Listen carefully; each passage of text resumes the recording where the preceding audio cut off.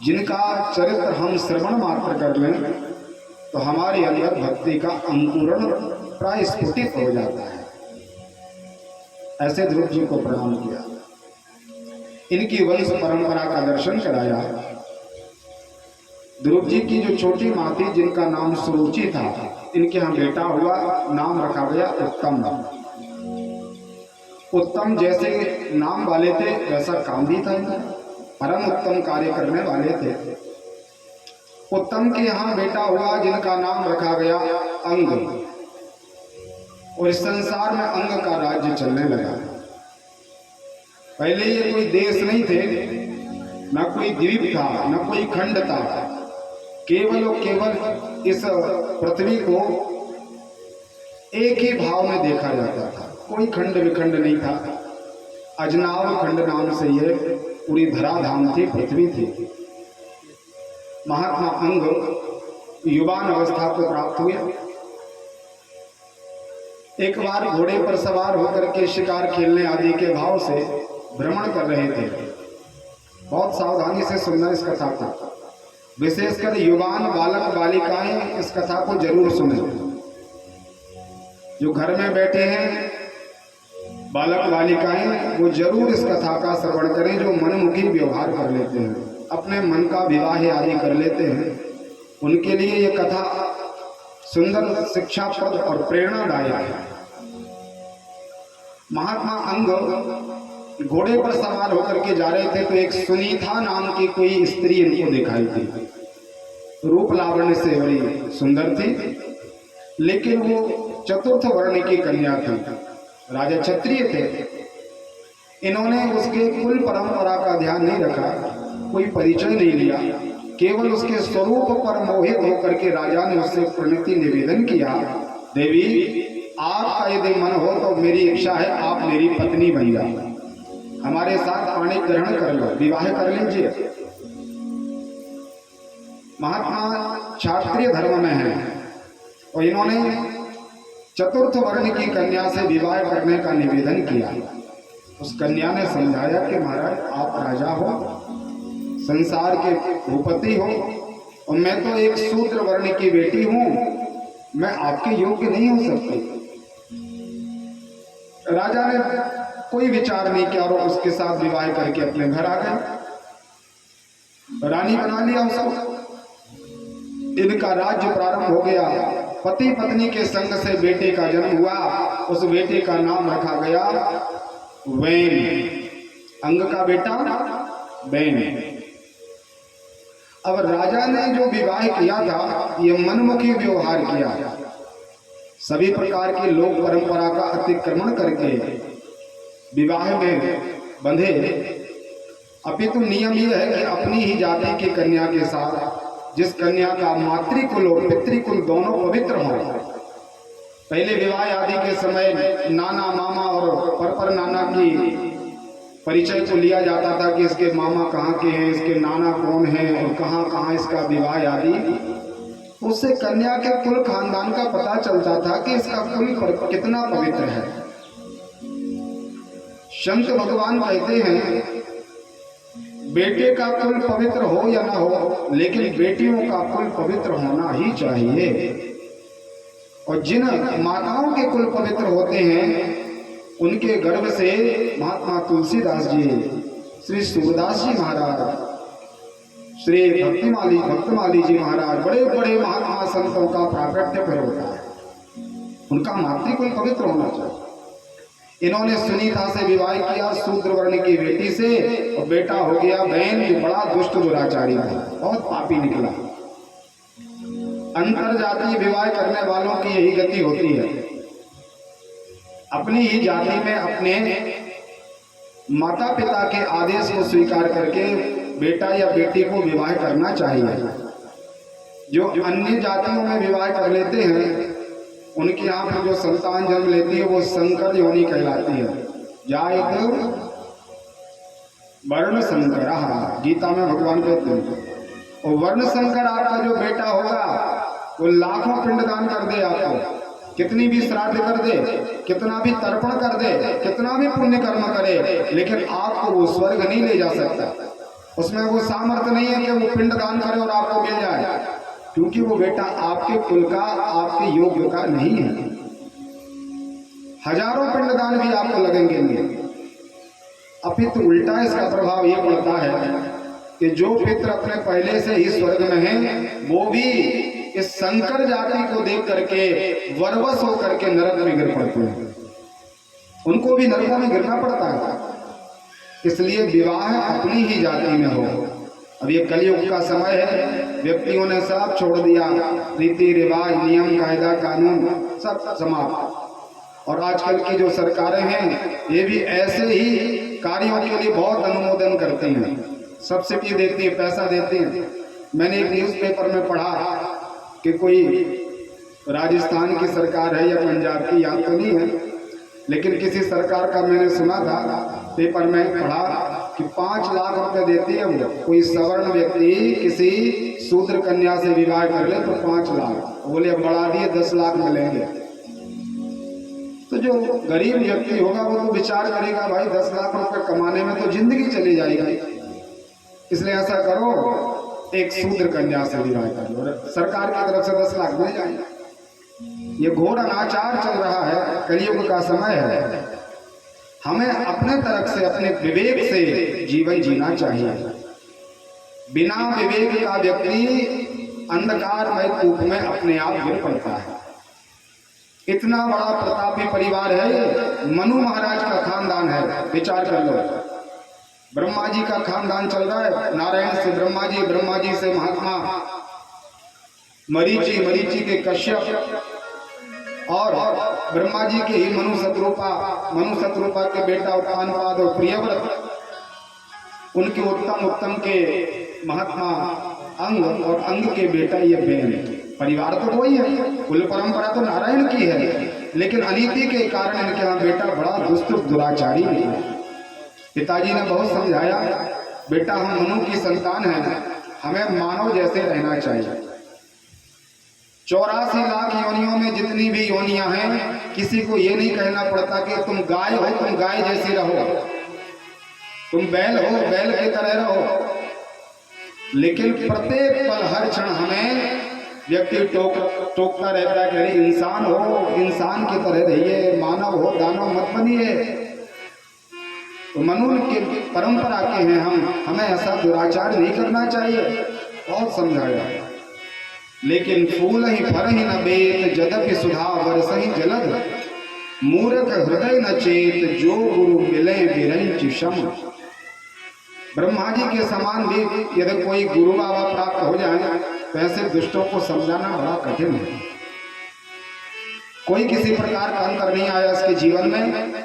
एक बार महात्मा अंग अपनी धवल सैया पर, फैन को भी, दुग्ध को भी लज्जित करने वाली इनकी सैया है, श्वेत वर्ण की, अपनी सैया पर लेटे हैं। चक्रवर्ती को कोई कमी नहीं है, बहुत सुख है, लेकिन एक ही दुख है कि मेरा बेटा कुपुत्र हो गया। रात्रि में नींद नहीं आई और विचार किया कि किसी दुष्ट व्यक्ति से हम अपना संबंध बना के रखें तो उसके पापों का परिणाम हमें भी प्राप्त होता है। ये शास्त्र सम्मत सिद्धांत है। जैसे हमारे कुल परिवार में कोई बहुत दुष्ट हो गया तो उससे हमारा संबंध हमें विच्छेद कर लेना चाहिए यदि हम अपना कल्याण चाहते हैं। तो उससे यदि आपका नाता जुड़ा रहेगा तो उसके पापों का परिणाम आपको भी प्राप्त होगा। ये पुराणों का आदेश है। तो राजा ने विचार किया, बेटा जैसा निकला वो अपनी गति जाने, हम किसी के ठेकेदार थोड़ी हैं। आजकल हम क्या करते हैं, दूसरों के काम कार्यों का ठेका ले बैठते हैं, ठेकेदार बन जाते सबके। अमुक व्यक्ति ऐसा पाप करता, महाराज उसका ऐसा, 2 मिनट बात करो तो दुनिया भर की केवल निंदा सुनाता है, दूसरों के अवगुणों का दर्शन करता है व्यक्ति। वो पर दोष दर्शन बड़ा भारी पाप है। हम अपने दोष दर्शन नहीं करते, हमें अपने दोषों को देखना चाहिए। दूसरों के दोषों से तो बड़ी लज्जा होती है, बड़ी ईर्षा होती है, बड़ी गिलानी हो जाती है, अरे महाराज नाम मत लो, और खुद हजारों पाप करते जाएंगे। अपने पापों का हमें किसी प्रकार से गिलानी अपने जीवन में प्राप्त नहीं होती। एक शिष्य पढ़ के निकला विद्यालय से, तो गुरुजी से पूछा, गुरुजी महाराज हम जा रहे हैं अब हम संसार में जाएंगे, गृहस्थी में फंसेंगे, तो हमें कोई युक्ति सी बता दो ताकि हम सामने वाले को समझ सके। गुरुजी ने कहा तुम्हें सामने वाले को नहीं समझना, तुम अपने आप को समझते रहना बस। बोले कैसे? तो एक दर्पण दे दिया, एक ऐना दे दिया गुरुजी ने, और कहा कि बेटा इसी में देखते रहना तो तुम्हें अपने दोषों का दर्शन होता रहेगा। इस ऐना में, इस शीशा में, दर्पण में ऐसा महात्मा है कि आप बिल्कुल लिख के देख लो, इसमें लिखा हुआ आ जाएगा कि कोई झूठ बोलता है, कोई पाप करता है, इसने ये कार्य किए। आजकल जो मशीनें चल गई, जो मशीन के सामने खड़े हो कुछ बोलो तो वो बता देती है कि आप झूठ बोल रहे हो कि सही बोल रहे हो। ऐसे गुरुजी ने पहले से मशीन दे दी।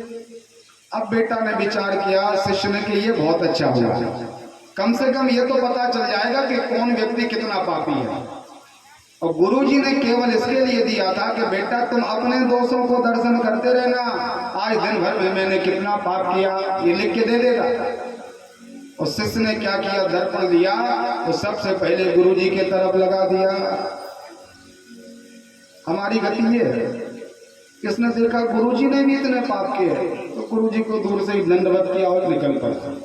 अपने माता पिता के सामने दर्पण लगाया, वहां भी पाप दर्शन हुआ। संसार में जहां भी जाता है कहीं पर भी ऐसा कोई उसको जीवधारी प्राप्त नहीं हुआ जिसने कोई भी पाप न किया हो।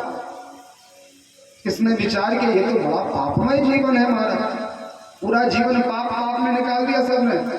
तो बड़े उन्मुक्त मन से और बड़ी बड़ी बातों के द्वारा सबको अपमानित करता था, अरे तुमने इतने पाप किए। उसको मौका मिल गया, तो पता चल गया कि ऐसे ऐसे पाप किए, तो सबको अपमानित करता हुआ घूमता था। एक बार बड़े परेशानी में एक नदी के तट पर विराजमान था और सबके पापों को देखते देखते थक गया, परेशान हो गया। गुरुजी महाराज मिल गए उसको गंगा मैया के तट पर। तो गुरुजी को इसने प्रणाम किया, बोले भगवान अरे आपने मुझे ये मशीन जो पकड़ा दी ना, ये तो पूरे संसार के पापों का जंजाल है। अनेक प्रकार के पापों को देखा, मैं तो इसी में उलझ गया।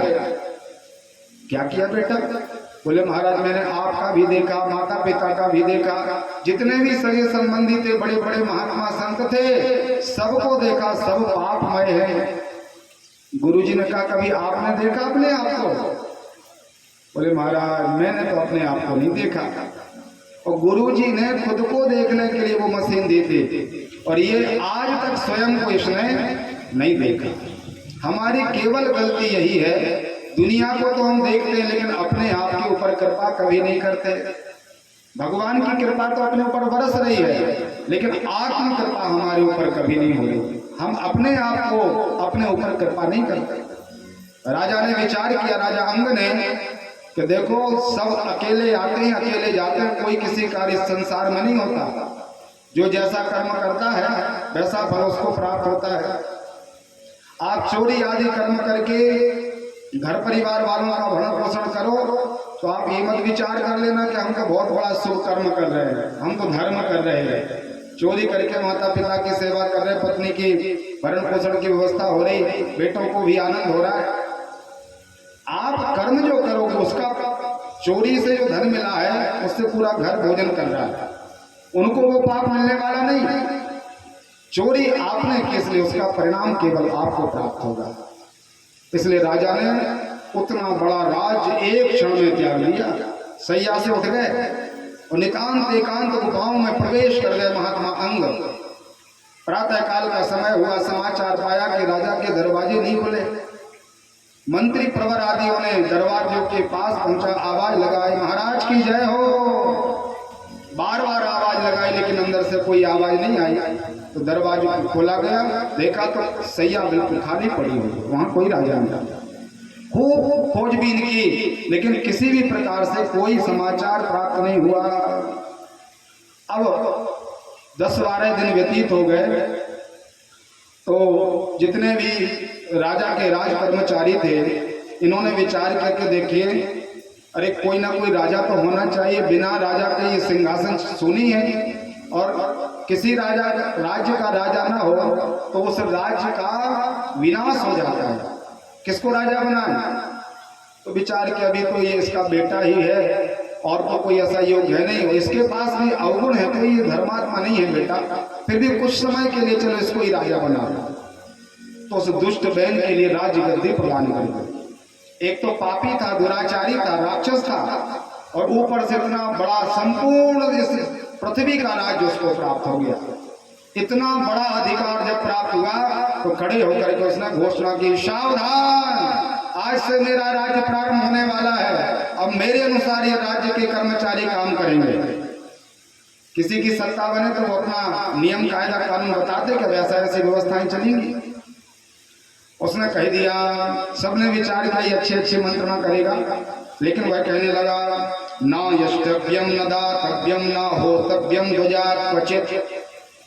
कोई धार्मिक अनुष्ठान नहीं होगा आज के बाद, कहीं पर कोई कथा नहीं होगी, न होतव्यम, कोई आहुति नहीं दी जाएगी, किसी भी प्रकार से ब्राह्मण का पूजन नहीं होगा, गाय पूजन का कोई किसी प्रकार का स्थान मेरे इस देश में नहीं होगा।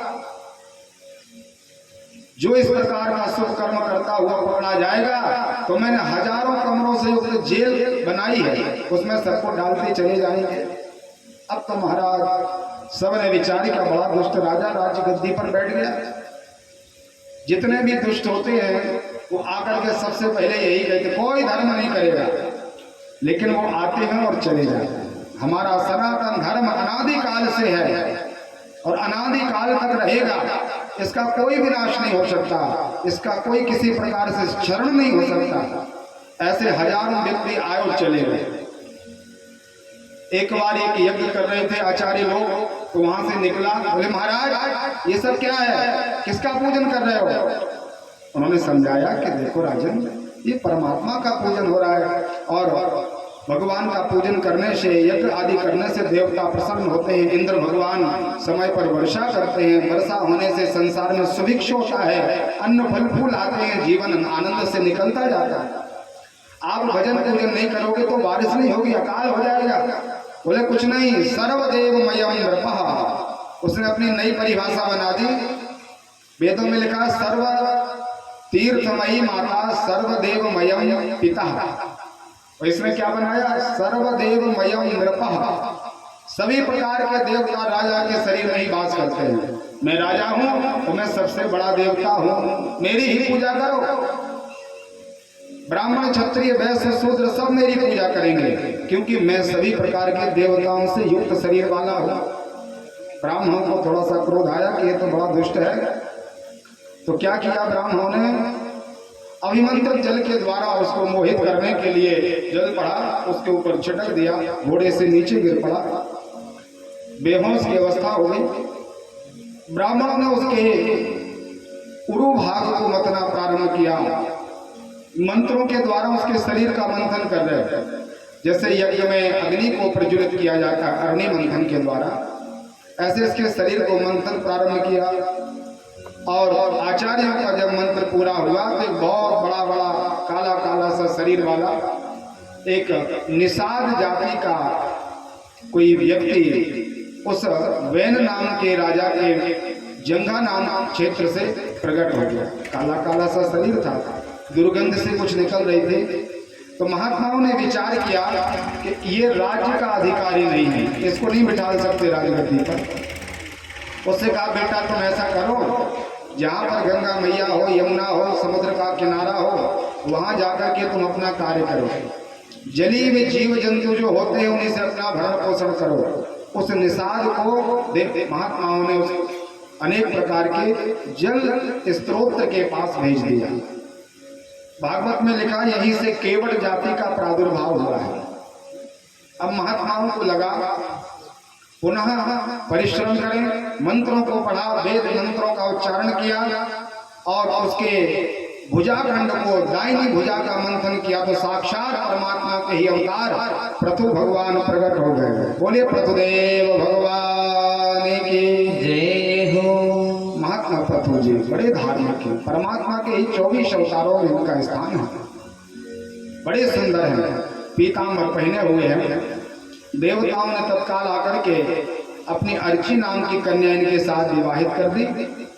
पृथु जी महाराज आनंद से पृथ्वी पर राज्य करने लगे। बहुत लंबा सा समय निकल गया तो बहुत सारे किसान आए और उन्होंने पृथु जी से निवेदन किया कि भगवान, हम लोग फसल तो बोते हैं लेकिन कोई फसल निकलती नहीं है, कई वर्ष हो गए, हम लोग भूखे प्यासे मरने वाले हैं। पृथु जी ने गौ रूपी पृथ्वी को प्रणाम किया और गाय से कहा, पृथ्वी से कहा, देवी आप गौमय हो, आप जगत की जननी हो, भगवती हो, आप ऐसी कृपा करो हम सब बालकों के ऊपर आपका अनुग्रह मिले, धन धान्य से ये पृथ्वी रसयुक्त हो, हम सबका पालन हो जाए।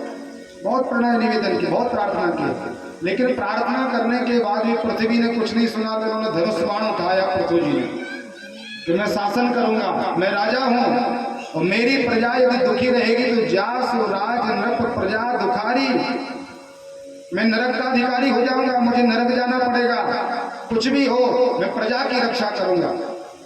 धनुष बाण उठाया पृथ्वी को मारने के लिए तो पृथ्वी मैया ने गाय का रूप बना लिया और गाय का रूप लेकर के मैया दौड़ने लगी।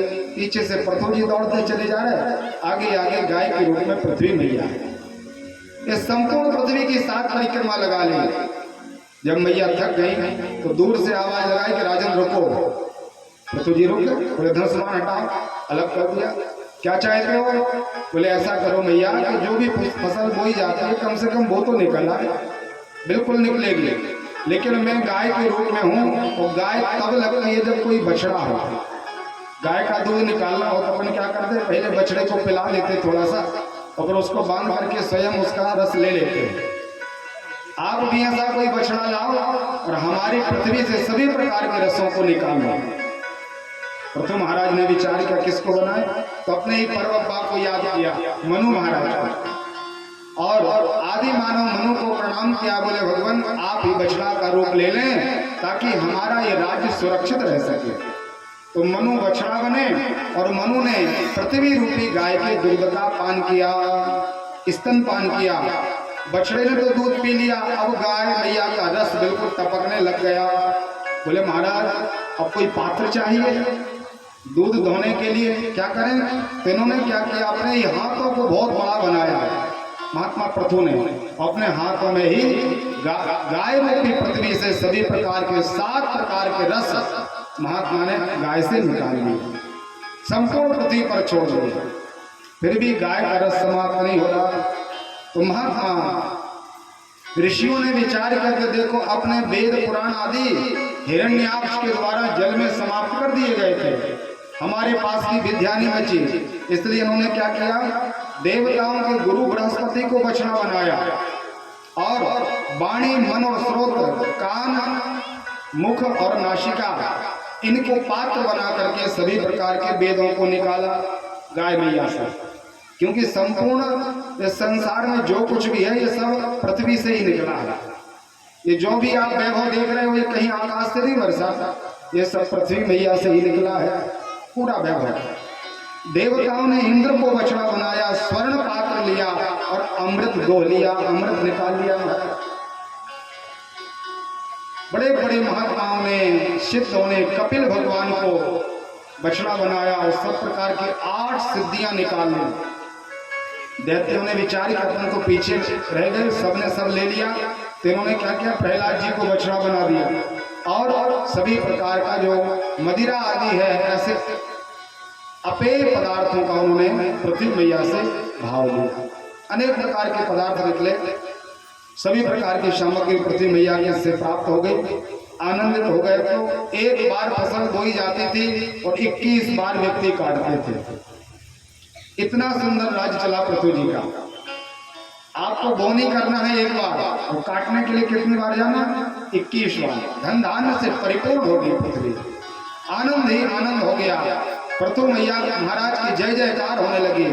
पृथु ने पृथ्वी को पीड़ित किया, ऐसे इनका नाम पृथु पड़ा था। बहुत आनंद था। एक बार संतों का आगमन इनके यहाँ हुआ। सनक, सनंदन, सनातन और सनत कुमार 4 महात्मा इनके पास आए। पृथु जी ने प्रणाम किया, पाद्यार्घ्य दिया, पूजन किया, उच्च सिंहासन पर बिठाला और संतों से प्रार्थना की कि भगवान बिना संत की कृपा से कोई भी व्यक्ति भवसागर से पार नहीं हो सकता। एक मैं आपको सिद्धांत बता दूं, स्वयं हम कितने भी ज्ञानी हो जाए, सामने वाले से 1 लाख ज्ञान आपका ज्यादा है, वो आपसे 1 लाख अवस्था में कम है, फिर भी इतना ज्ञानी व्यक्ति भी कभी स्वयं के ज्ञान के द्वारा उद्धार को प्राप्त नहीं हो सकता। ये सिद्धांत है।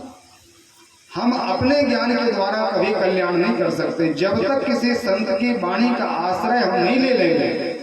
ऐसा नहीं संत पीले ही कपड़े वाले हों और बोध पुण्य लगाए हों और वृंदावन और काशी में ही रहते हों। आपका बालक भी संत हो सकता है, आपकी पत्नी की वाणी के द्वारा भी कल्याण हो सकता है। वो स्वामी तुलसीदास का चरित्र आप जानते हो, कितने अपने पत्नी से प्रेम करते थे और विशाल बारिश हो रही है, नदी सामने पड़ी है, कथा आप लोग जानते हो। तो पत्नी ने कह दिया, महाराज इतना प्रेम कभी आपने परमात्मा से किया होता तो आज भगवान तुम्हारे सामने प्रकट होते।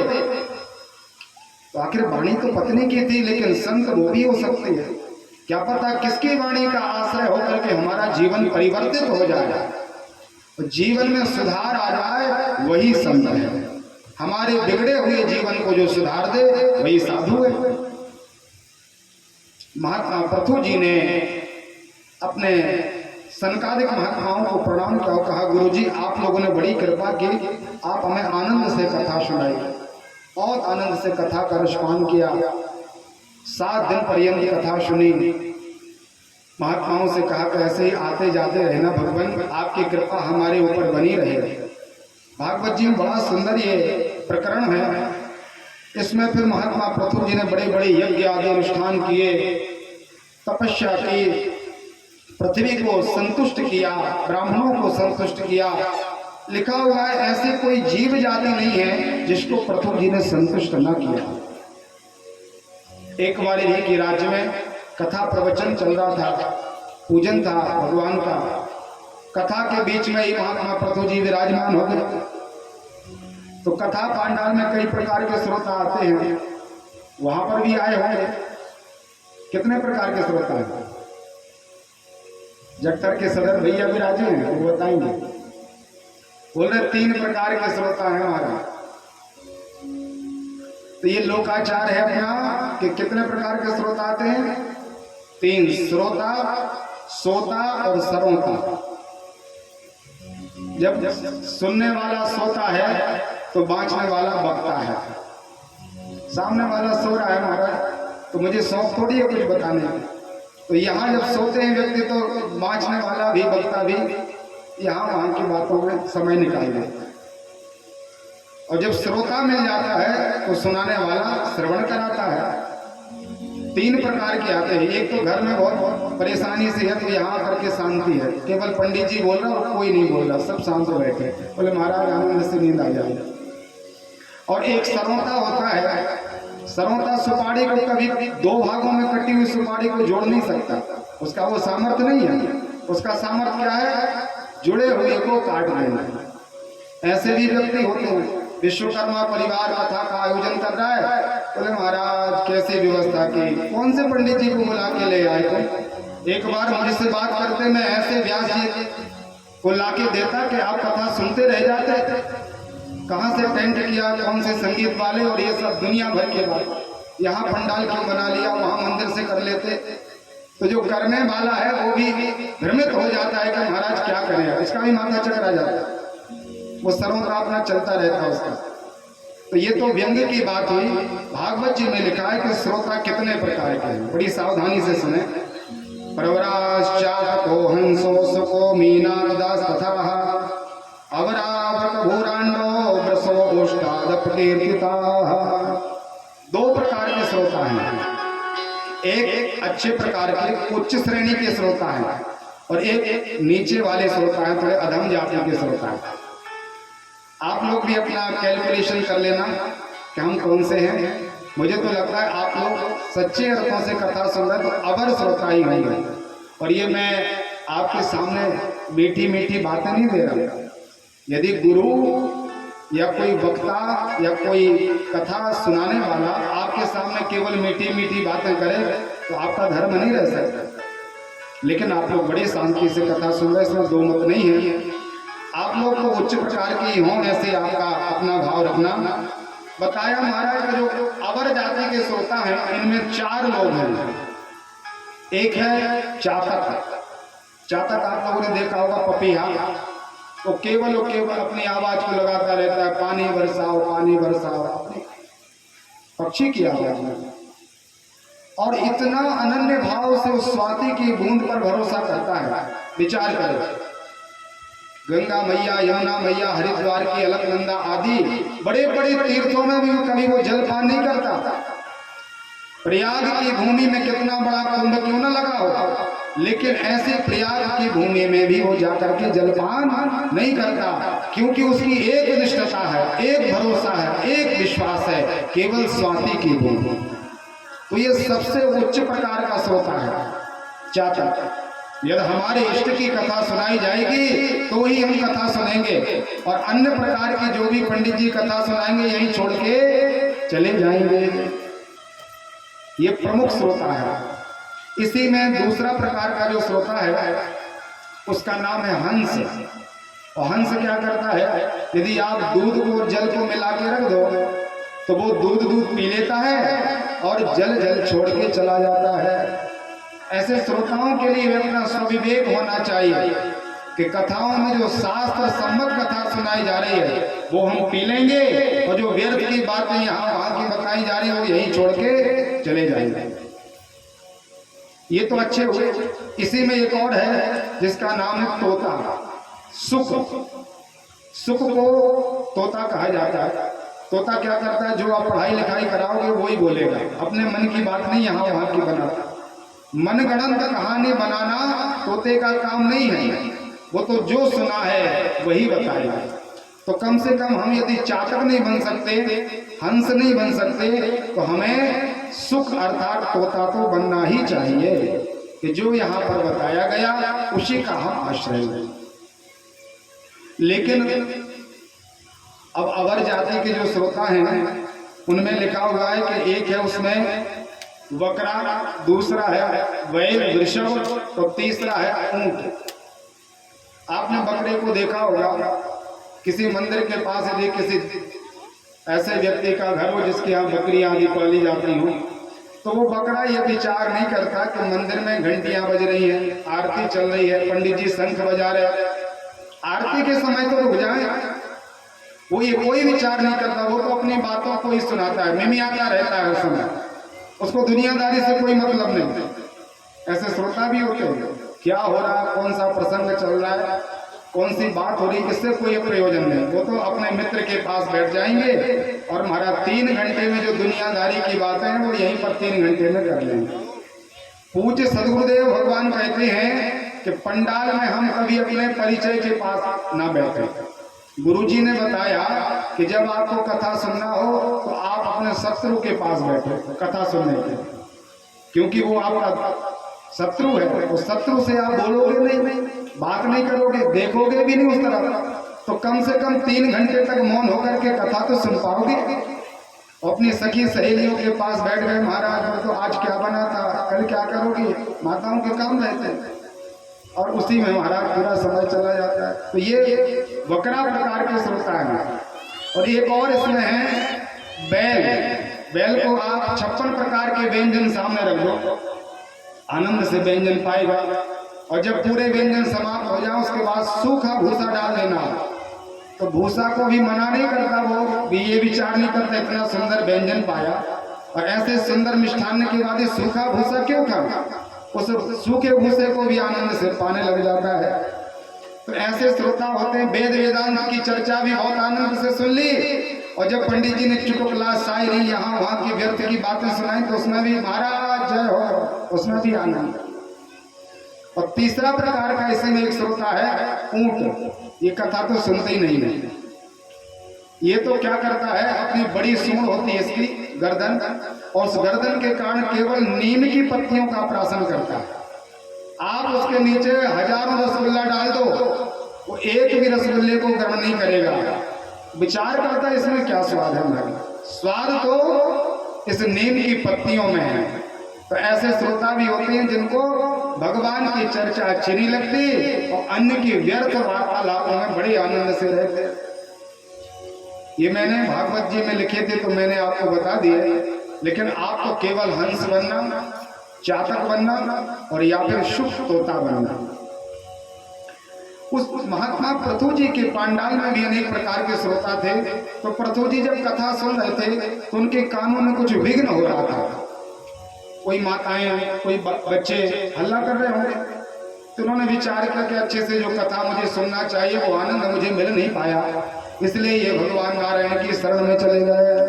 भगवान को मनाने लगे, परमात्मा का स्तुति किया, परमात्मा प्रकट हो गए और भगवान ने कहा महाराज जी बताइए क्या वरदान मांगने के लिए तपस्या की, क्या कमी थी तुम्हारे अंदर, त्रिभुवन की सत्ता तुम्हारे पास है। बोले महाराज धन दौलत के लिए मैंने आपकी सेवा नहीं की, मैंने तो केवल और केवल आपसे प्रार्थना यही है कि आप तो यदि प्रसन्न है तो ऐसा कर दीजिए मेरे पूरे शरीर में 10,000 कान लग जाएं, 10,000 कान प्रदान कर दो महाराज। भगवान ने कहा क्यों? बोले आपकी कथा सुनने के लिए ये 2 कान कम पड़ रहे हैं। परमात्मा ने कहा धन्य है महाराज। अरे कई लोग तो कथा सुनते सुनते ऊब जाते हैं, वही भागवत जी की कथा है, वही पंडित जी आए हैं, अरे अलग से क्या सुना देंगे। अब मैं कितनी बार, कई बार अभिमान आ जाता, मैंने 100 कथाएं सुन ली। बोले महाराज तो जिस दिन हमारे अंदर ये भाव आ जाए कि मैंने तो खूब कथा सुन ली, अब तो हमारा पेट भर गया, अब हमें कोई कथा नहीं सुनना, तो समझ लीजिए आपने कथा का एक अक्षर भी श्रवण नहीं किया। लेकिन जिनके श्रवण समुद्र समाना, जिनके कान समुद्र के समान हो, ऐसे महात्मा पृथु जी हैं। इन्होंने कहा भगवान मुझे 10,000 कान दे दो। परमात्मा ने कहा इनके पूरे शरीर में कान लगा देंगे तो बड़ा उल्टा सा शरीर हो जाएगा और सब अपमान करेंगे, हंसी मजाक होगी मेरे भक्त की, इसलिए भगवान ने केवल दोनों कानों में ही 10,000 श्रवण शक्ति प्रदान कर दी। पृथु जी महाराज आनंद से अपने घर पर आए और दिव्य सत्संग परमात्मा का प्रारंभ हुआ। इन्होंने जीवन में बड़ा सुंदर सत्कर्म किया, महात्माओं को बुलाया, एक बार 9 दिन का संकल्प लिया और नवम पारायण परमात्मा का सत्संग चला। जब ये कथा प्रवचन पूरा हो गया तो महात्माओं ने कहा कि भगवान राजन मैंने आपको 9 दिन कथा सुना दी, अब कथा विश्राम ले रही है, हम जाने वाले, जाने के लिए तैयार हो गए संकादिक ऋषि। तो भगवान पृथु जी ने हाथ जोड़ करके कहा गुरु जी महाराज कुछ लेके चले जाओ, कुछ तो स्वीकार कर लीजिए मेरे राज्य से। अरे आपने 9 दिन बैठ करके इतना परिश्रम किया, कुछ तो ले लें। तो महात्माओं ने कहा कि हम तो तितिक्षु ब्राह्मण हैं, कोई किसी प्रकार का धन का संग्रह परिग्रह नहीं करते, कोई धन की याचना नहीं। लेकिन राजा ये बताओ तुम दे क्या सकते हो, क्या क्या दे सकते हो तुम? तो राजा ने पृथु जी ने कहा प्राणाधारा सुता ब्रह्मन् ग्रहाश्च सपरीक्षदा राज्यं बलं महीं कोश इति सर्वं निवेदितम्। बहुत सावधानी से कथा सुनना। पृथु जी महाराज कह रहे हैं सनकादिक ऋषियों से कि गुरु जी महाराज आप क्या लोगे? प्राणा, सबसे ज्यादा प्राण प्रिय होते हैं व्यक्ति, सब चला जाए लेकिन प्राण नहीं जाना चाहिए। तो सबसे पहले पृथु जी ने प्राण ही निवेदित किए। भगवान यदि आपकी इच्छा हो तो इस दास के प्राण ले जाइए। दारा सुता, मेरी पत्नी चाहिए, मेरे बेटे चाहिए, मेरे परिवार वाले चाहिए, भगवान मेरा घर चाहिए, मेरे परिकरों की यदि इच्छा हो, प्रभु राज्यम बलम महीम दत्ता, ये पृथ्वी का राज्य मैं करता हूं, संपूर्ण पृथ्वी में आपको निवेदित करता हूं। महात्माओं ने कहा कि राजन ये सब लेकर के मैं क्या करूंगा? अरे मेरा काम तो कथा सुनाना और सुनना है। राजा ने कहा अब तो भगवान मेरा संकल्प हो गया, मैंने तो मन बना लिया कि अब तो हम आपको ये निवेदित ही करें। तो उन्होंने संकल्प पूर्वक संपूर्ण पृथ्वी का दान महात्माओं के चरणों में कर दिया, संतों को निवेदित कर दिया। जैसे ही महात्माओं ने वो धन लिया तो उन्होंने विचार किया इतनी बड़ी संपत्ति प्राप्त हो जाएगी तो महाराज 14 अवगुण अपने आप आ जाएंगे। जो बहुत श्रीमंत होते हैं, जिनके पास खूब धन संपत्ति होती है, उनको अवगुण बुलाना नहीं पड़ता, अपने आप उनके पास दोष स्वतः चले आते, 14 प्रकार के दोष। तो महात्माओं ने पूरा जो वैभव था, राजा को कहा राजन ये संपत्ति तो मेरी है, लेकिन आप इसको केवल कर्मचारी बन करके स्वीकार करें कि ये रक्षा करने के लिए हमने आपको प्रदान कर दिए। ऐसा भाव यदि हमारा हो जाए अपने परिवार वालों के प्रति, अपनी संपत्ति के प्रति, तो कभी मोह नहीं होगा। बैंक का जो मैनेजर होता है, उसके एक दिन में लाखों करोड़ों रुपए उसके हाथ से निकल जाते हैं, उसको कभी मोह होता है कि महाराज ये पैसा हम घर ले जाएं, क्योंकि वो जानता है कि मैं किसी का सेवक हूं, मुझे केवल नियुक्त किया गया है कर्मचारी बना करके कि आप इसकी देखभाल करिए। इसी तरह हमारा घर परिवार, मकान, प्लाट, दुकान जो कुछ भी है, इसको आप ये मान लो कि ये सब परमात्मा का वैभव है, ये भगवान का ही सामग्री है और ये परमात्मा ही इसके अधिकारी उपभोक्ता है। हम तो केवल व्यवस्थाएं बनाएंगे। राजा पृथु ने व्यवस्थाएं बनाना प्रारंभ किया, संतों का दिव्य संग किया। आइए संत महिमा के संबंध में बड़े भाव से संगीत के द्वारा संतों को प्रणाम करें। बोलिए सद्गुरुदेव भगवान